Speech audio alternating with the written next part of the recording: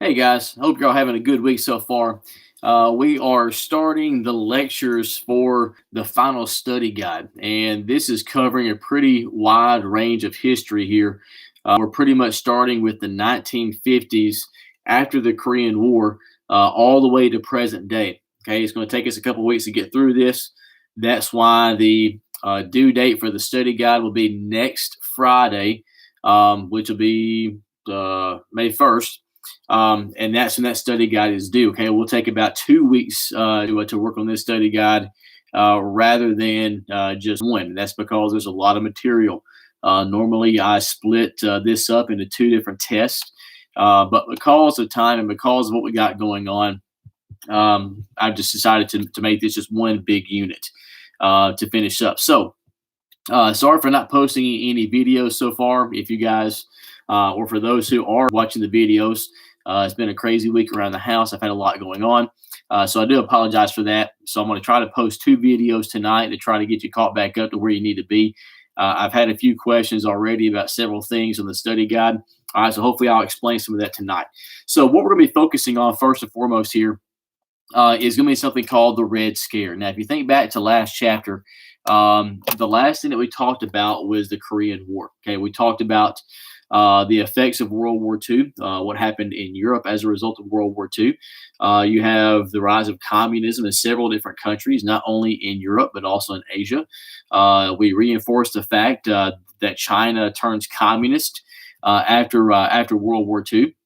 So you have China, you have the Soviet Union, both in Asia that are trying to spread communism.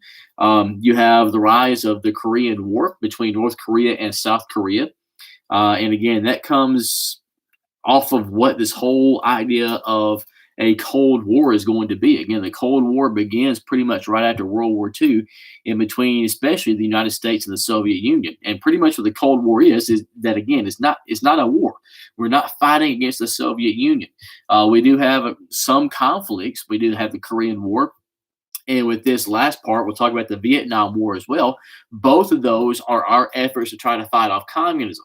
But if you look at a flat out war between the United States and the Soviet Union, that never happens. And luckily, because as we talk about here in just a few minutes, if you talk about war between the U.S. and the USSR, then it's going to be a nuclear war. Okay, we've hit a new phase in history to here to where it's not just traditional warfare. You're talking about a nuclear war in between us and the Soviet Union. So we're pretty much picking up right after the Korean War, and picking up with the Cold War at that point. And tonight we're going to go all the way from the early 50s until 1963 with President John F. Kennedy. So if you're following along in your notes, if you have those pulled up, there are a couple of slides that we're going to skip over because we're focusing specifically on the Cold War. Okay, so first of all, the Red Scare. The Red Scare was a time period in the United States of flat out paranoia. Okay, it was paranoia that we had Russian spies and communist spies that had infiltrated the United States. Okay, think back to World War II. We talked about the Japanese internment camps. That Executive Order 9066, signed by President Franklin Roosevelt, took a lot of thousands of Japanese Americans that were living in the United States. And because of the paranoia after Pearl Harbor, we didn't know if there were going to be more attacks by Japan. We didn't know if Japan was going to be attacking the United States directly. And the paranoia got so deep that we wanted to make sure that it was stopped completely. Any kind of threat from China, I'm sorry, from Japan. And so you had tens of thousands of Japanese Americans that were put into these internment camps to make sure that they were completely cut off from the Japanese government to prevent another attack. Now, again, looking back on it, that's a really bad thing to do. Now, whether or not it actually prevented an attack, I don't know if we'll ever know that. But as far as we know, that was never going to happen. So it was based off of paranoia. Now, again, that's paranoia during wartime. It is a little different. However, Executive Order 9066, bad idea. Okay. Here, you have a time period of paranoia, and I do mean paranoia. Paranoia is where you don't really have a foundation that something is true. Rather than not, you're just flat out scared. Look back at the Great Depression. People were paranoid that banks were going to shut down and that they were going to lose all their money forever. So what happens as a result? You get bank runs. People who are going to pull out all of their savings out of the banks. Now, what that paranoia did was that it did lead to a massive shutdown. It led to banks running out of money because everybody was pulling out all of their money at one time. And what the paranoia did was it made matters worse. Okay, it led further into the Great Depression. We do see a lot of paranoia with this epidemic that we have today over the last month and a half. Look at how many people have stocked up toilet paper um, over the last 2 months, paranoid that I don't know. I guess they were afraid that we're going to be shut in for 6 months at a time and not be able to go anywhere. And of course, we realized that that was flat out paranoia. Now, there's a difference in stocking up, which I'm sure that most of you have done as well as I have, and flat out paranoia, thinking that the end of the world is coming. Okay, so that's what paranoia is. So the Red Scare was a time period of paranoia where people were paranoid that, again, you had communist spies in the United States trying to bring down the U.S. government. President Harry Truman is not really going to help out in the matter. He is what's called the loyalty program. The loyalty program is where every federal employee hired by the United States is going to be analyzed to determine their loyalty to the United States. So any kind of federal employee whatsoever is going to go through a vetting process to make sure that their loyalty lies with the United States and nothing with the Russians. In leading this effort, you had two United States senators who were called Red Hunters: Richard Nixon from California and Joseph McCarthy. Nixon and McCarthy were two of the most famous Red Hunters, and they're called Red Hunters because one of the primary jobs as congressmen was to vindicate any kind of Russian or Soviet spies in the United States, any kind of communist spies in the United States. Keep in mind, there were people in the United States who aligned themselves with the Communist Party that really didn't have any threat to the U.S. whatsoever. They had no connection to the Soviet Union. There was no attempt to spy against the United States. It's just their belief in government and economics. The same thing is what we're having right now in our presidential elections. Bernie Sanders just dropped out of the race, but Bernie Sanders is a proclaimed socialist. He admits that he's a socialist. And in all honesty, communism, as it's used here in the Soviet Union and as it's used in China, is more of a dictatorship. And you have a lot of socialism that's used in that. Now, again, I'm not saying socialism and communism are the same thing, and that Bernie Sanders is a communist. I'm not saying that at all. I am saying that there are a lot of similarities. Okay, look down the list at the similarities in communist countries today and the aspects of socialism that's used there. Okay, point in the case is that there are people who politically and economically have a belief that when it came down to it, we're not a threat to the United States whatsoever. But this paranoia is going to get so thick and so out of hand that people are just flat out scared and are terrified that we have communist spies and Russian spies living among us that are out to destroy us. So as a result, this whole Red Scare is going to turn into pretty much a witch hunt. Out for politicians, actors, teachers, anybody who is accused of being a communist spy. And again, this was paranoia. And so it was a witch hunt, which is a reference to the Salem witch trials in Salem, Massachusetts back in the 1600s. Okay, those women were not witches. People were paranoid. Same thing here. Most of these people were not a threat whatsoever. Yes, many of them did believe in communism and believe that communism was the best political way to go. But as far as being an outright threat against the United States, most of them were not. Now, I say most because there were some. But that's the problem here. You have a few people who are a threat, and instead the paranoia turns into this right here, to where this belief that most people are a threat. And that's certainly not the case whatsoever. So what happens is that these people who were accused were blacklisted. Now, we don't have to go very far in our society today to see what accusations do to people. Okay, people who are accused of certain things, it doesn't matter whether or not they're actually guilty, but once the allegations get out there and you have all this media circus take place, then the truth might as well go out the window. because all that matters is that people have it in their minds somebody's already guilty before they've been tried. Okay, look at several of these cases of these famous people who are accused of sexual assault and rape and things like that. And in some cases, yes, they're absolutely guilty. Okay, Harvey Weinstein, and many of these other guys, yeah, absolutely, they're guilty, and they should spend the rest of their days in prison. But there are a lot of other people over the years who've been accused of serious accusations that, when it came down to it, they were completely innocent. But by the time the trial comes to an end, there are so many allegations and so many opinions, and the media turns things so bad to where it doesn't matter. People already automatically believe that they're guilty. Um, Case in point is several years back, the entire Duke lacrosse team was accused of raping a young woman, and basically the university canceled the entire season. They forfeited every single game that season, and these young men went on trial for a serious allegation.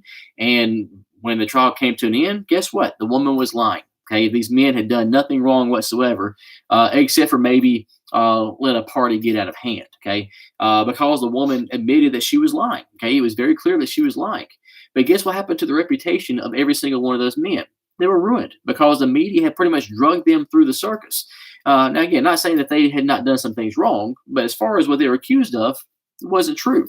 Exact same thing here. That when it's all said and done, it doesn't matter what the truth is. What matters is perception, what people think, and their opinions. And so when these people are blacklisted, then it pretty much means that in some cases their careers are over with. I mean, you have famous actors and politicians, musicians who are accused of being communists, and guess what? They can't get a job anymore. They cannot get a job. People like Charlie Chaplin, who is a famous actor. And again, for the most part, all this was paranoia. Yeah, there are a few of these that may have sided with the Soviet Union, and that could have been threats. And matter of fact, a perfect example of that is Julius and Ethel Rosenberg. Julius and Ethel Rosenberg were in 1953 accused and convicted of espionage, of selling nuclear secrets to the Soviet Union. So I say that this was all a big paranoia. Yes, there were some people in the United States that were spying for the Soviet Union. Okay, that was happening. The problem is that we didn't know exactly who it was. And so again, the paranoia, since we don't have any idea who most of these people are, you go from a select group of people to we believe it's this big when it's really only that big. And so again, what you have here is just a huge time of paranoia. By the way, the Rosenbergs will be convicted of espionage and will be executed in 1953 because espionage against the United States, basically you're a traitor. And the sentence penalty for that is execution, death penalty. So the Rosenbergs will be executed in 1953. So when it comes down to it, the reason that we have the Red Scare and the reason that people get so out of control is that, again, if we do go to war against Russia, then this is not going to be a traditional war. It's not that people are like, well, great, we're going to go right back into another war. We just fought the biggest war that this world has ever seen before. We had to defeat Hitler. We had to defeat Hirohito. We had to defeat Mussolini. Look at all these Americans that died in the process. That wasn't the case. Okay, this is not going to be a traditional war. Okay, think in mind of what ended the war against Japan. Okay, we dropped the atomic bombs on Hiroshima and Nagasaki. We're talking about bombs that can kill hundreds of thousands of people. And in the years after World War II, as we get into the 1950s, they were getting true nuclear warheads to where it's not just 30, 40, 50, 60,000 people that die in its attacks. You're talking about hundreds of thousands of people that can die from these nuclear weapons because the technology is getting more and more deadly. And not only do we have nuclear technology, but now the Russians do as well. So we're both, again, this whole idea of a Cold War is that we're building up our nuclear arsenals. We're building up our militaries. We're trying to prove that we're the biggest and baddest nation. No, we're the biggest and baddest nation. And the United States and Soviet Union are trying to outdo each other every step of the way. And so when it comes down to it, if the Soviet Union gets ahead of us and they want to use that threat, then it's not just a threat of war, it's a threat of nuclear war, which could wipe us off the face of the earth. You're talking about destruction of entire cities and entire areas. And so as a result, there is a new threat here, and again, people don't really know how to handle it. It's kind of like what we have right now with the coronavirus. This is a brand new virus that we've never seen before. We don't exactly know what to expect out of it. Now, a few weeks into this thing, we're getting a much better idea. But you talk about the entire country shutting down for over a month now. Okay, that is trying to get used to something that we've never seen before. It's the same thing. There is a threat of nuclear war. So as a result, you had air raid drills. In school we have fire drills and tornado drills because those are real threats that we could see one day. But during this time period, you also had air raid drills that, in case of a nuclear attack or a bombing, you had to be prepared for that. And in these air raid drills, basically, kids or you guys would hide under your desk. Now, in all reality, if it's a nuclear warhead, that desk is not going to do you a whole lot of good. Okay. But again, it is to put into realization the threat of the time period. Okay. We don't have any kind of earthquake drills here in Alabama because we don't have any earthquakes. We have a lot of tornadoes, as we've seen over the last few weeks. And so that's why we had tornado drills. So they had air raid drills.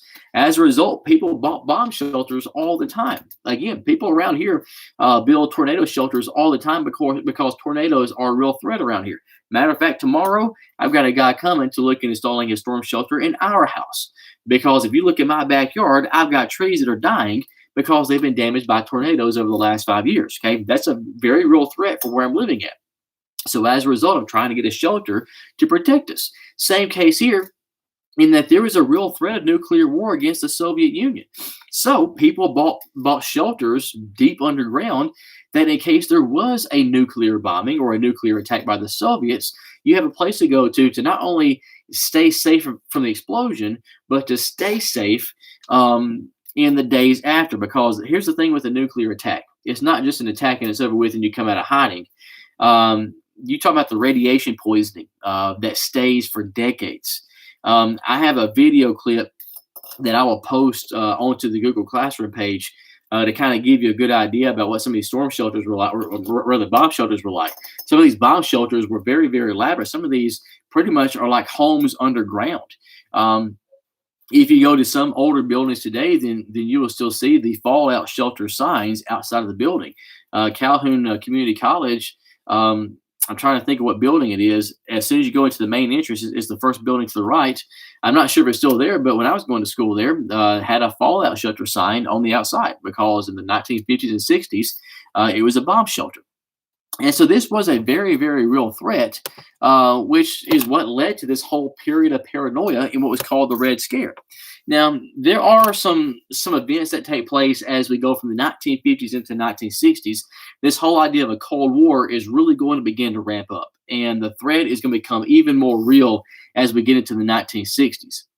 And the main reason for that is not necessarily with the Soviet Union. The Soviet Union will come into play later on, but the main threat comes in Cuba. Okay, now if you think back to the last chapter and look back at the study guide, then you had Fidel Castro. Fidel Castro came into power in Cuba in 1959. On January 1st, 1959, a man named Fidel Castro becomes the dictator of Cuba. Again, Cuba is the island country just to the south of Florida.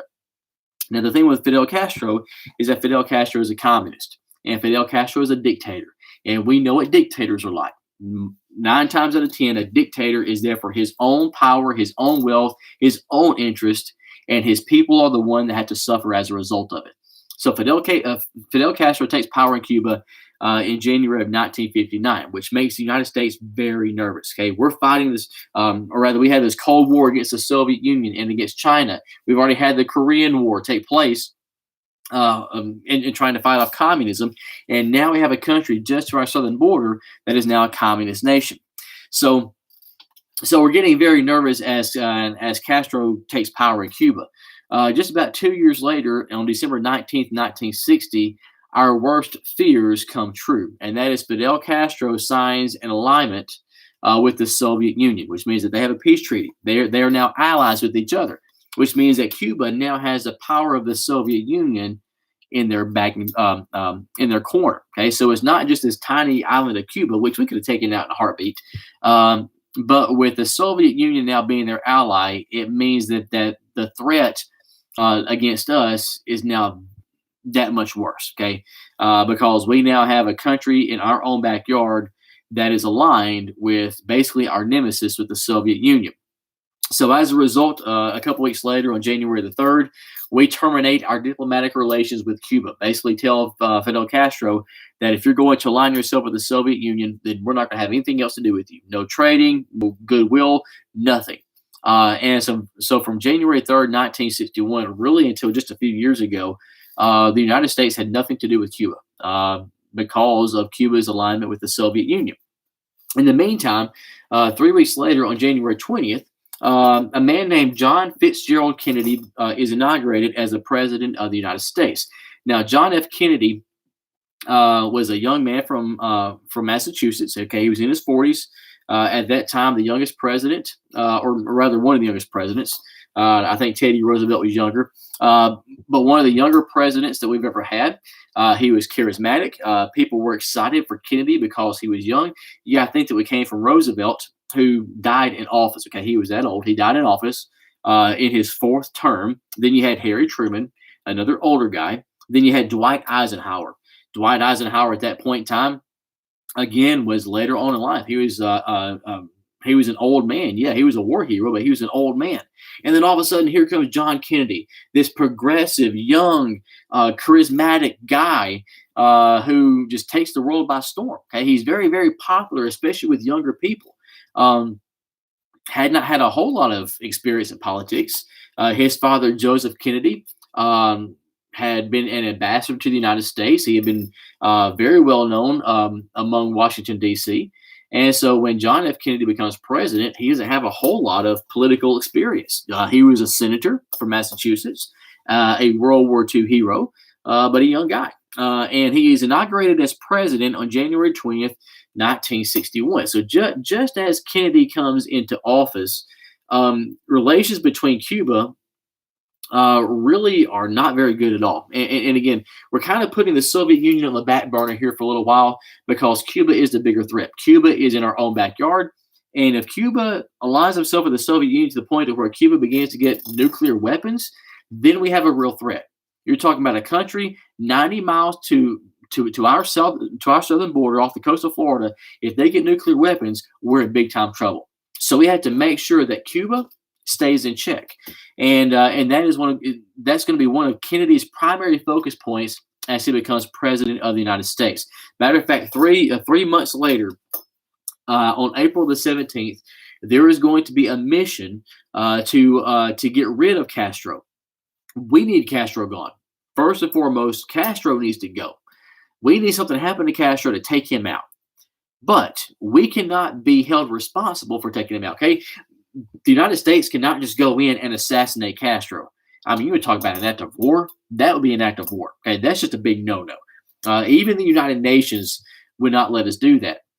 So we need to get Castro out of office, but we have to do it in a legal way. So there is this plan that as Kennedy becomes president, there was this secret operation that was taking place to where the United States was actually training Cuban refugees, people who wanted to fight, Cubans who wanted to fight off against Castro.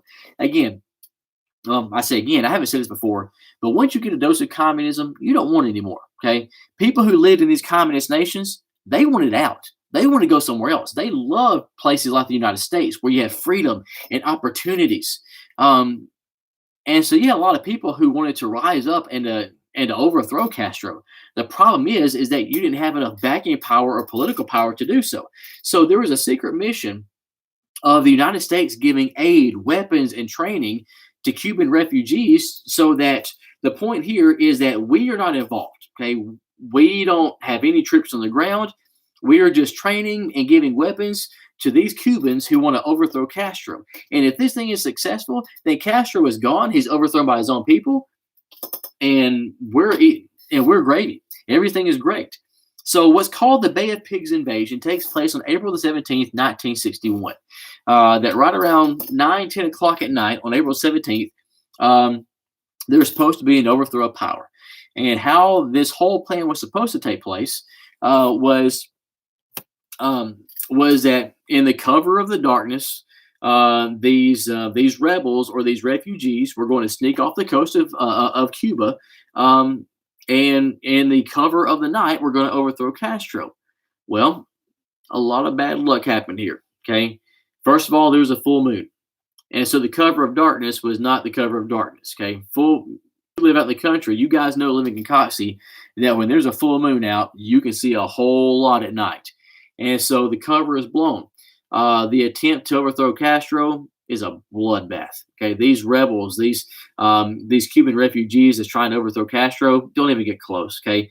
They get completely demolished. And it comes out that the United States helped out. Okay, Kennedy made it very clear that this has to be successful, and our fingerprints cannot be anywhere on this. Okay, nothing can get back that the United States is helping here. This has to work, and we cannot be blamed for it. Well, worst case scenarios happen here, in that the attempt to overthrow Castro did not work, and guess what? Yeah, it's pretty obvious that we helped out, and so we are in pretty bad shape here. Here in the early 1960s, there were several times to where we could have potentially gone to war. Okay, there was a lot of evidence here. There were plenty of what we call circumstantial evidence or concrete evidence to where either side could have declared war. And this was one of those to where, yeah, the United States tried to overthrow Castro. You could have very easily had war here, but thankfully it didn't happen. But the Bay of Pigs invasion is one of the things that President Kennedy will forever have in his mind. One of his biggest regrets as a president. And Kennedy does some great things. He does not some not so great things. But the Bay of Pigs invasion was Kennedy's biggest regret as president of the United States, because the fingers got pointed back at us, and we're basically like a deer in the headlight. And we had to pretty much admit that, yes, we knew about it. We had a hand in it. Basically, hope that you forgive us for it. And so Kennedy's administration is not necessarily starting out on a good note and trying to hold off the entire Cold War threat. As we get into October of 1962, then things really get out of hand. Okay, so the Bay of Pigs invasion takes place in April of 1961. About a year and a half later, we get ourselves into a really, really bad situation. Again, we have U-2 planes, spy planes that are taking pictures of originally of what the Soviets had. Again, these U-2 planes were designed to fly very, very high in the atmosphere and had these super cameras at the bottom to where you can fly so high up in the air to where you can't be detected. And yet at the same time, still able to take photos of what's going on the ground, so that we have an idea of what kind of nuclear weapons the Soviets were using. Excuse me here. Got a little bit of allergies taking place. As Cuba gets to the point of where now Cuba is communist, then we use the U-2 planes to also spy on the Cubans.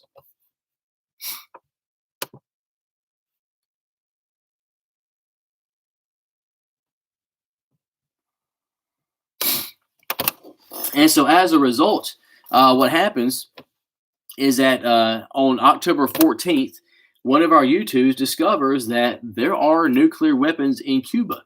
And they're not just nuclear weapons, they're Soviet nuclear weapons. We now have nuclear weapons 90 miles off of our border, and it belongs to the Soviet Union. So we have clear evidence. We have clear photo evidence that there's Soviet nuclear weapons pointing straight towards, which is a complete violation of what the Soviets were supposed to do. They were not supposed to have they were not supposed to have nuclear weapons anywhere near us, and they have snuck them in because of the help of Cuba. So on October the 22nd, basically John F. Kennedy is going to contact who is at this point in time Khrushchev. Khrushchev is going to be the Soviet dictator at this point in time. And basically calls on Khrushchev and say, hey, you have weapons, nuclear weapons on our southern border. And Khrushchev says, no, I don't. You're dreaming. You have no hard evidence of that. And Kennedy says, oh, yes, I do. And so what's going to happen here is that Kennedy says, okay, either you remove your weapons by October 22nd, or we're going to put a blockade on you. We're going to put our Navy out in the Atlantic Ocean, in between the Atlantic Ocean and Cuba, and we're going to put a blockade on your ships. And if you try to run that blockade, we're going to shoot you down. And so we're going to give you up to that point to either remove your weapons or to not go to Cuba. Again, Khrushchev is pretty much saying, yeah, you're lying. And so as a result, October 22nd comes and the blockade is put into place. Now, this is where things really get tense because you have several Soviet ships that are headed straight for Cuba, headed straight for the blockade. And as the blockade is put into place, they're not turning around. And so as the blockade is put in place, you have several Soviet ships that are going to somewhat slow down as they get right next to the blockade line. But there are several others that get loose. The point being here is that if you run a blockade, then it is seen as an act of war. Now, again, this is our territory here. Okay, we are securing our borders here, so we're putting up a blockade to protect our country. If the Soviets run that blockade, then it's pretty much an act of war. Okay, so again, what's known as the Cuban Missile Crisis here is going to be the closest that we ever come to nuclear war with the Soviet Union, and things really get tense for about a 13-day period here. Things get very, very tense because one wrong move by either side means that you get one nuclear missile launched, and then the other all of a sudden we're in nuclear warfare. And so this is a very, very tense moment, a very, very bad situation. It's Kennedy versus Khrushchev, and if somebody makes the wrong move, then we're in nuclear war. We are in a war. However, on October 24th, all of the Soviet ships will turn around, and they will head back to the Soviet Union. So that crisis is diverted. 5 days later, on October 27th, we have a U-2 that's shot down in Cuba. Okay, again, one of our U-2 planes who is conducting missions. Again, at this point in time, we pretty much still know that the Soviets have nuclear weapons in Cuba, which they're not supposed to have. So we're still flying U-2 missions over Cuba to make sure that, first of all, those weapons are not operational, because it does take several weeks to get those weapons operational. So there's a timeline here. The weapons are not quite operational until right around the week of October 22nd. Once we get to that week, those missiles are operational and they can be fired at a moment's notice. So we have a very, very tight timetable here to try to end this crisis. So on October 27th, we're trying to make sure that things are getting better. We have a U-2 that's shot down in Cuba. So now Kennedy has a decision to make. Okay, do we go to war with Cuba? They shot down one of our planes. Okay, Cuba is doing something that they're not supposed to, first of all. Okay, Cuba has nuclear weapons that they're not supposed to have. So they're breaking the rules here. So even though we have a U-2 that's flying in their airspace, they're the ones breaking the rules. So when they shoot down our U-2, they're the ones in the wrong, not us. So Kennedy now has a decision to make. Do we go to war? Does he fire back? What Kennedy does is nothing. Basically, Kennedy doesn't even observe that anything happens, because if he has to acknowledge that, yes, the Cubans intentionally fired at our planes and shot it down, I have no choice. That's war. But if Kennedy makes it look like maybe it's an accident, we don't have a hard proof that it was Cuba or that it was intentional, then maybe we could skirt around it. You know, there are some things that as a teacher, you know, I have a lot of power to do a lot of things, which means that when it comes to grades and certain assignments, I can pretty much do whatever I want to in what I think is best, especially during this time period. Not to abuse my powers, but to do what I can that's best for you guys. And sometimes I take liberties to where I take certain situations, and maybe I work with a student a little more than I would someone else based on the situation. Basically, I kind of look the other way sometimes. And that's exactly what happens here, is Kennedy going to look the other way? Or does he have to take responsibility and therefore go to war with Cuba? And if you go to war with Cuba, then you're going to go to war with the Soviet Union. So the U-2 is shot down on October 27th, right in the middle of our negotiations with the Soviet Union. Now, yes, why would Kennedy ever just look the other way on this? Why would he not want to fire back? Well, that's because ever since the blockade on the Soviet ships that ended on October 24th, over those next few days, we're working with the Soviet Union to come up with a peace agreement for them to get their missiles out of Cuba. And then all of a sudden, you two get shot down. So it takes all those peace negotiations and it blows it out of the water, no pun intended, if we acknowledge that Cuba shot down our airplane and it's an act of war. We go right back to the beginning. And we're so close to making a deal. We're so close to getting out of the situation, so close to getting away from nuclear warfare that we just ignore it. And unfortunately for the pilot and his family, that's what we have to do. Otherwise, we are in a nuclear war. On the next day, October 28th, an agreement is made, and the Soviet Union removes their nuclear missiles from Cuba. And the Cuban Missile Crisis is over. Now, the agreement for that is that the Soviet Union removes their nuclear missiles from Cuba, and as a result, we promise not to invade Cuba. Go back to the Bay of Pigs invasion a year before. Okay, we tried to pretty much take out Castro. So part of the deal to end the Cuban Missile Crisis is that we promise that we'll leave Castro alone. Okay, Castro can rule, do whatever he wants to, as long as he doesn't bother us. We will not get in his way. So we promised not to invade Cuba, and then we promised to remove our nuclear weapons from Turkey.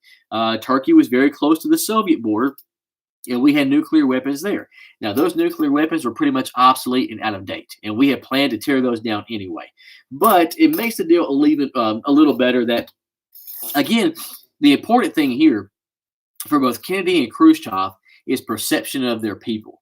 Okay, Kennedy has to look like a strong leader. He cannot look weak anyway to the people of the United States. Same thing for Khrushchev. Khrushchev has to keep up appearances. He cannot look weak to Kennedy. He cannot back down whatsoever. And that's the thing here, is that it's not just going head to head and being stubborn to try to become the best out of the two, in that you have to look like the strongest to your people as well. There's a political aspect to this that was very ugly. So Kennedy has to look strong and not weak, and Khrushchev has to look strong and not weak. And how in the world do you do that and not get into warfare? Well, Khrushchev knows that, yeah, he's messed up. Okay, he's been caught with his pants down. He's messed up. He has to figure out a way to come out of this, but yet not look weak. So we give him something. We promise not to invade Cuba, and we promise to remove our missiles from Turkey, which we're going to do anyway, so that Khrushchev looks good for his people. He's accomplished something here. So the Cuban Missile Crisis is over. A period of 13 days here, to where this was the closest that we ever came to nuclear war with the Soviet Union. And thankfully, it never happens. Okay, again, we never get into a war with the Soviet Union during the Cold War. We never get into a nuclear war. This is the pivotal point here. Okay, the Cuban Missile Crisis in October '62 is the pivotal point. Things begin to improve a little bit over the next several years, but this is it. This is that point in history to where you could have several different lines that come out of it. You could end up in nuclear warfare, which might destroy us all. Luckily, we came out with everything came out just great. Luckily, it was best case scenario, and I have to give a lot of praise to Kennedy here for making that happen, as well as to Khrushchev.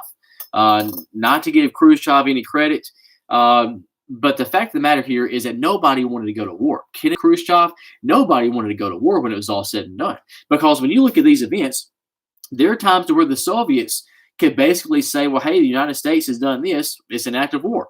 There are times where we can say, hey, the Soviets did this, it's an act of war.